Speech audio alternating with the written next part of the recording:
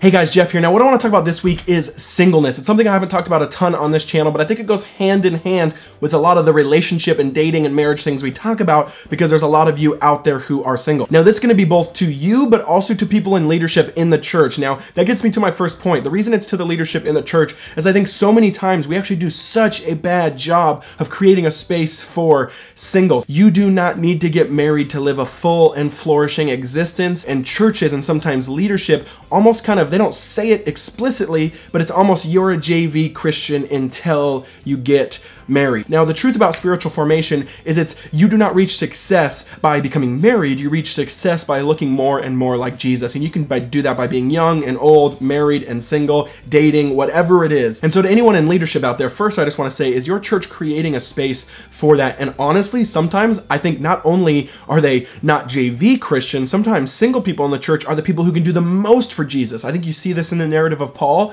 and I think you see it echoing in a lot of his writing, saying that actually when you are not in a relationship, you can do some things for the kingdom that married people cannot do. You can make decisions in a way that married people cannot do. And so both the church and leadership, is there a space, or do you understand that there should be a space for singles in church? The end goal is not having a family. The end goal is, do you look more like Jesus? Back to the single people out there, I want to also encourage you guys. Now, I think some people even believe that what I just talked about, and so then you put your life on pause. If you are waiting to get married to start your life, then there might be something wrong. You don't need to wait to start your life. If Jesus is in you and working through you, then you can now begin your journey, walk on that path, and start going towards more and more likeness and intimacy with Christ and finding your mission as a Jesus follower. So I want to challenge you with that, because I know some people actually don't believe this, or they have a hard time with it. Do you really believe you can live a full life single? Are you acting as if that's true? Or is your life just on pause, or is it just waiting? And if it is, sometimes that kind of smokes out some marriage idolatry,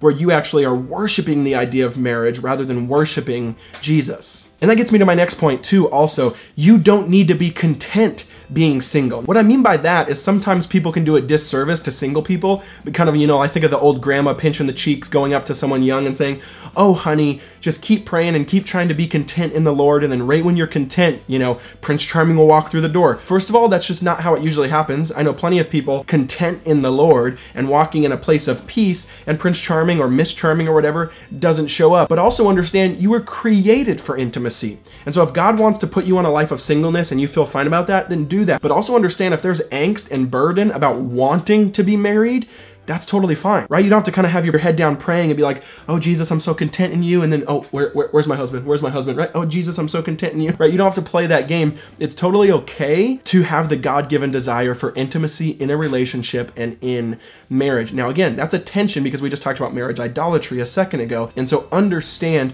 that don't make marriage idolatrous. Don't worship it. Don't get your joy and satisfaction from it, but totally understand that it's in the fabric of your humanity to want a relationship if you do, and be totally okay with that, and be praying through that, and be in that singleness, waiting and thinking and praying and asking, what does God want me to do now? And also know too, sometimes that God actually might have you be single for the rest of your life, and there's a reason for that, right? He might actually want to do something through you and in you in a certain place, in a certain time, to have a huge cultural impact, and you might need to be single to do that. And so I've even heard sometimes people say that, singleness sometimes can be a gift. Now I know we hate that phrasing because a lot of us are like, well, that's the worst gift I've ever received. Did you keep the receipt so I can return it? But sometimes that is for some people, but most of the time people are single who actually do want a relationship. Be okay in that waiting space, and be okay in the tension, be okay in the angst of, man, I want one, but God doesn't have that for me right now. So how can I just stay faithful, stay obedient, and stay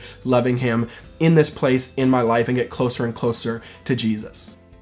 Hey guys, Jeff here. Thanks for watching. I have a huge opportunity that I'm actually jealous of because I didn't get to take advantage of it, but I want to tell you guys about it. A lot of you are young adults or in high school and going to college soon. There's an amazing thing now called College Plus Unbound, which is an amazing website where they pair you with colleges you want to go to while also finding the cheapest way to do that. You can get your bachelor's for under $5,000 a year, which is not what mine cost, and I don't think what a lot of people's cost. And so make sure to check it out. You can take the classes from anywhere in the world as long as you have an internet connection. It's collegeplus.org/Jeff. They'll give you a free quote. All you got to do is check it out. It's totally free, and they can show you how amazing and good they are. And so whether you're in college or you want to be, make sure to go check them out because they can save you thousands, if not dozens of thousands of dollars on your education, and I wanted to hook you guys up with it. So the link is down there in the description. Go get a free quote. Appreciate you guys. Talk to you later. Peace.